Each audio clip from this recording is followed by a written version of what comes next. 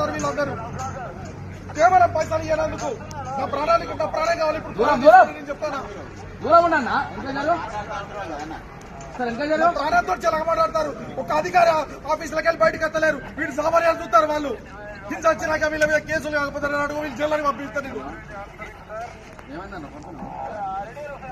ఒక్క ఆఫీసర్ కూడా బయటకు ఎత్తలేడు అంటే వీళ్ళు సామాన్యాలు చూస్తారు. వీళ్ళు నా పైసలు ముఖ్యమా, నా పైసలు ఇంత తీసుకోని తీసుకోని ఏర్కోరి పైసలు, నా పైసలు ఏర్కోరి